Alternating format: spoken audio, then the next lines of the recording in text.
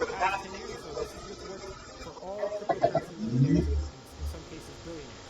I'm gonna show you exactly what I'm talking about. So the points of discussion. You have to change your belief system, right? You have to change your mentality. If you've always been stuck in that broke phase, you're gonna stay broke forever. That's just the truth. That's how it works. If this really hurt your feelings, if that really hurt your feelings, that's a problem. Because if somebody were to take my money, I know for a fact I would go right back to making money because of my belief system, how I think, and how I move, and the skills I develop, right? So for me, that's not that big of a deal. If Bitcoin cryptocurrencies fall 30%, same kind of analogy. If you lose money, right?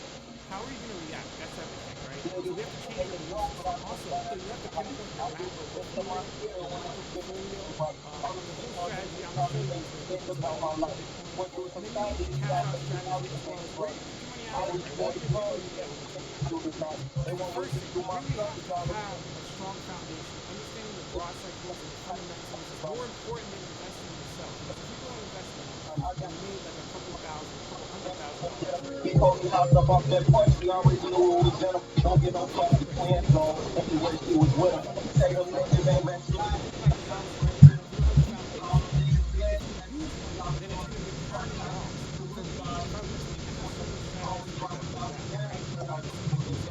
For me, if I lose money, I have several strategies to get back, right? The same thing goes the other way around. If you make money, you can use it. So you have to have a strong belief system. What do I mean by belief system? Now, the Bitcoin, and I know we're going to get into that into more depth, but just to kind of give you an overall gist, Bitcoin is a good form of money. Right? The properties of Bitcoin are better than any other form of money. It's revolutionary, okay? So it's basically creating the next generation of value transfer when it comes to communication, money, technologies, innovation. It's the next step, guys. It really is. If you don't understand that by now, go research blockchain technology. It's unstoppable and transparent. The immutable cryptographic technology, with a public ledger, it's basically completely transparent. Nobody can really stop it, right? It would be very hard. It's unhackable. It's hard to explain, but there's more details in my videos as well as other research articles. Bitcoin is literally coded to be bullish. It's literally made to offset traditional finance and monetary policy, as well as it's coded to boom. It's coded to go viral. It's coded to basically reach 250K, which we're going to talk about in this video, of course. Now, this is a really good point because we're actually coming into the time where, let's watch this video right here with JP Morgan. It's really, really interesting and funny. I could care less about Bitcoin. I don't know why I said anything about it. The blockchain is a technology, which is a good technology. We actually use it. It will be used in a lot of different things. God bless the blockchain. Cryptocurrencies and digital currencies, I think are also fine. JP Morgan moves $6 trillion around the world every day. We don't do it in cash. It's done digitally. If it can be done digitally with the blockchain, so be it. But it'll still be a dollar cryptocurrency. What I have an issue with is a non-fiat cryptocurrency. A dollar for crypto, sterling, euro, yen, they're all fine. I don't personally understand the value of something that has no actual value. You all can do whatever you want, and I don't care. Okay? So Jamie over there bashing Bitcoin, right? Saying is it worthless, but who cares, right? Making fun of it and stuff like that. But then it just happens to be that JP Morgan, the same bank that was bashing Bitcoin, is now offering banking services to Coinbase and Gemini as the first cryptocurrency exchange customers. So did they change their role? Yes, of course. They're on the Ethereum Alliance. They're literally on the Ethereum Alliance. They have money invested in Bitcoin. They changed their mind. This is very bullish news for Bitcoin. Another thing, Trump is getting into he's basically proposing negative interest rates. You guys don't understand what that means. This is the first time ever in the United States economy that there's negative interest rates. Dropping interest rates to 0.025, 0% was bad enough, but this is just going to only add to inflation. It's going to only add to the money supply, diluting your savings. It's literally made to encourage you guys to spend your savings. They're telling you, so if you save, you're literally going to lose money. Right? If you have a bank account and there's money in it, you're going to lose your money. And this is at the same time, I'm just trying to change your mindset about Bitcoin if you don't already believe it. This is at the same time that billionaires are talking about Bitcoin. It's as simple as that. Like you got one billionaire here, you got another billionaire there. Hedge fund owners are investing in cryptocurrency, right? They're starting to realize that this asset might be one of the best medium exchanges ever. It's the best producing asset of the past decade. This year, 2020, the best producing asset. At the same time, the United States average employment change is dramatically dropping. I don't know how many times I have to tell you guys. The economy is going down. Look, manufacturing payrolls dramatically dropping. The United States jobless claims higher than it's ever been before. Let's keep going. The manufacturing PMI is dropping substantially. The United States bankruptcies are going up. The United States GDP is dropping. This is literally the most popular indicator to see if we're going in a recession. Could potentially be a depression, which a lot of billionaires are talking about. The consumer price index is extremely low. Extremely low. Guys, if you don't know what I'm talking about, just Google search it real quick. I'm just trying to change your mind for the people out there that are in traditional finance, that understand this stuff. I'm just trying to change your perspective, guys. United States, money supply is at its all-time high, diluting the savings. Interest rates are dropping to negative territory, which means that if you're saving money, you're screwed. You have to invest it. United States total vehicle sales are at its all-time low in the past couple of years or so. It's ridiculous. I could keep going. Business inventories and negative territory. If businesses don't have any inventory, there's no manufacturing. United States industrial performance, negative territory. Let's keep going. United States imports at its all-time low. No one's importing anything because there's no money out. Guys, the economy has obviously taken a nosedive. No matter which way you cut it, there's something going on here. Obviously, a bigger picture, they're struggling, right? They're struggling. And, if you keep your money in a bank, you're losing value. If you invest in the stock market, they're susceptible to a crash. Essentially, all the money and all the hard work you put in over the years, committing to a job, sacrificing your freedom. Like I told you guys, this is a figment of our imagination. Money means nothing. What it really means is your freedom. You sacrifice all this freedom in the past so that you can have freedom in the future when you retire. If you don't have this, if this isn't worth anything, then essentially you sacrifice your freedom. That's really important to understand. Let's talk about the macro, part of building your portfolio for this strategy. So if you want to get into cryptocurrency, hopefully you understand by now. If you don't, go watch my other videos. That was just a quick kind of brief, very brief understanding of what's going on. But if you believe in cryptocurrency and you want to get started, it's very, very simple. You have to start off with a macro portfolio. You have to start ooff with something that you're going to stick to over time. Now, personally, it's your boy, my 96. portfolio changed recently a little bit. I'm going about 15% into altcoins. Are we looking at me? 35% of my portfolio is going into Ethereum, and 50% is going into Bitcoin. What that means is that you want to take 10% of your net worth. So let's say hypothetically with all your investments, the equity on your house, if you have some cars, whatever the case is. You take all your investments, you take 10% of that. If you're just starting cryptocurrency, start off with 10% only. So if you have $1,000 to your name, you only want to put 100. Why? Because cryptocurrency, being that it's volatile, if it drops substantially, okay, if it goes to negative 30%, it's not going to hurt you as much as if you put your whole net worth. Now the reason why I say that is because when it drops, you have to hold, okay? And if you can't hold it because you have to pay bills, then you're going to literally realize the cost, right? You're going to realize that negative 10, 20%. But if you hold it and it goes back up, then you didn't lose anything essentially, right? You have to be emotionally aware when things happen. So 10% of your net worth when you're just starting. But if you keep going, okay, it's not a problem to increase the percentage of your net worth into crypto. So there's no number. When I go to the macro portfolio here, there's no number, right? It's not like I have this many altcoins. No, it's all to you guys. That's why all these other trading strategies are BS. It's not tailored to you. These trading strategies tailored to you. You have to think about your net worth and only put 10%, and then increase with your confidence. The more you learn about blockchain technology, the more you learn about the decentralization of the internet, the more you learn about macroeconomics, right? Then you can increase your net worth, right? You can increase how much we put into Bitcoin and cryptocurrencies. Being that it's volatile, you don't want to go crazy. You don't want to go absolutely ridiculous because you can lose big if you don't know what you're doing. So now when you're looking at cryptocurrencies, you want to have a micro portfolio as well. So micro, what I mean is you want to play with altcoins. So if I come back to this right here, that 15% right there, that's where the money's made. Now, don't get me wrong, Bitcoin, Ethereum, you make money.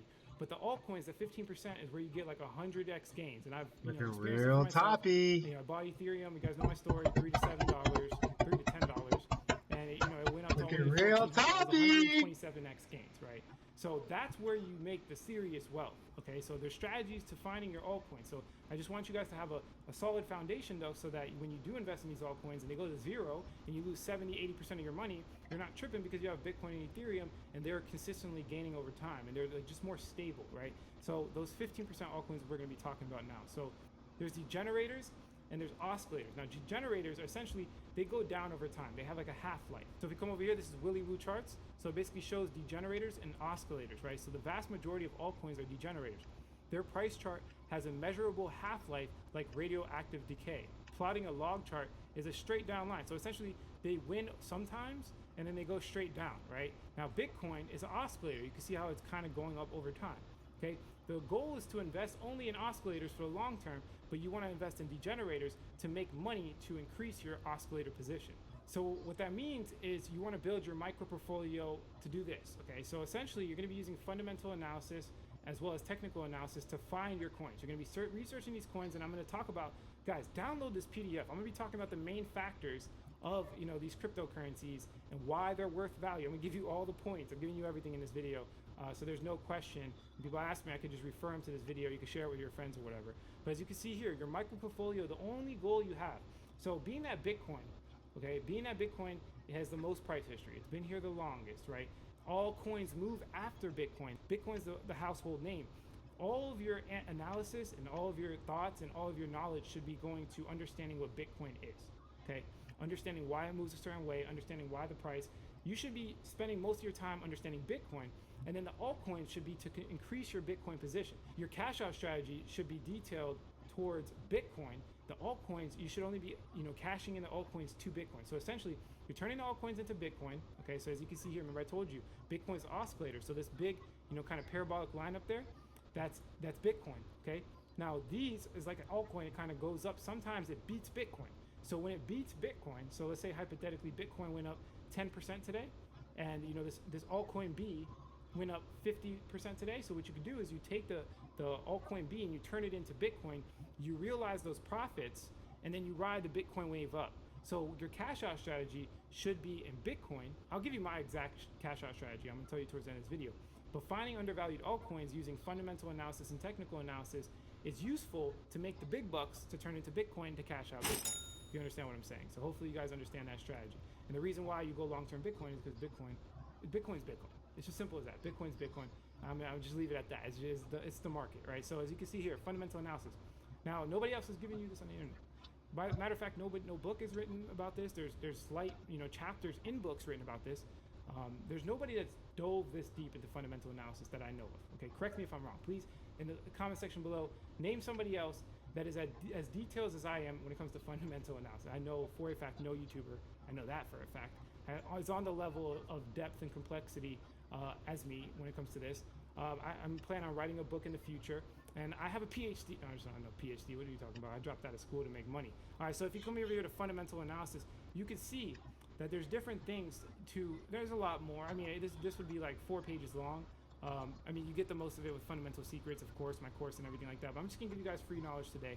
And definitely apply to that if you do want to get access. But as you can see here, fundamental analysis, it's usually split up into a lot of different areas. And the ones I decided to put here because they're most important is marketing, product, leadership, and the industry. And you can break up marketing to so many variables. I couldn't fit. There's like 15 videos I made on the marketing section specifically. But it's like analyzing the website traffic or analyzing their marketing campaign, right? What is their reputation amongst the community, right? Did you scour Google AdWords to see where they're spending their money? Have you looked into their social media to see if it's fake or not fake, right? When it comes to the product, what's their consensus mechanism? How decentralized are they, right? So specifically, some coins are going to be taking advantage of you when it comes to decentralization. You have to make sure that they're fairly decentralized because Bitcoin is decentralized and it's the best example we have of a cryptocurrency. What's the code quality? How quality is the code, right? How many commits, how many contributors? What's the background of these people when you go to leadership? What's the reputation of these people? Are they criminals? Do they have connections? What's their experience? You could even go down to personality types and seeing if their synergy with their other team members are good. You could even go down to the litigations against the company to see if there's any, bad filings and everything like that for them, lawsuits and all that. Corporate governance, to who's running the show, right? A lot of different variables in leadership. Product, back to product, the value proposition. Is the product even gonna work? There's so many cryptocurrencies. I'll be the first one to say this because I do a lot of research, a lot of fundamental analysis. There's so many cryptocurrencies that you guys own. You own them. Their value proposition is literally flawed. It doesn't make sense, right? It's literally trying to solve a problem that doesn't need to be solved. Value proposition is one of the most important things when it comes to a product. And then to the industry, to the macroeconomics, what's going on in the economy. I kind of explained that in the beginning a little bit. What's going on in the economy is very relevant to your project, as well as the industry that it's in, right? So not only the macroeconomics of it, but like, for example, if you're building a world computer, you have to compete against other world computers like the regular internet, the industry that's in. If you're making a currency, we got to compete against other currencies, right? If you're making a decentralized cloud computing service, you have to compete against other traditional cloud computing services. Not only do you have to be better, but you have to be 10 times better than these other cloud computing services. So essentially, if you're investing in a cryptocurrency project that's only a little bit better, it's a waste of time, waste of money. The traditional is going to beat you every single time, right? And this is why I don't have over diversification, because most projects in cryptocurrency are trash. It's as simple as that. They're trash, right? Down to the ecosystem. So now you have to compare it to the industry leaders in cryptocurrency itself. So if you're doing cloud computing, there's like 15 different cloud computing computers. What makes your project the best? And all these factors are taken into consideration, as well as, researching principles, which is down to investigative research. It gets crazy, but fundamental analysis is an art, okay, guys? And you can definitely dive and do more research than you currently are doing. I can tell you that for a fact. Then we go to technical analysis, classical TA, market cycles, ratio. I'll tell you that. Service a little bit, what's going on, really trying to even gonna work against the company to see if there's any bad marketing campaign. Fundamental analysis.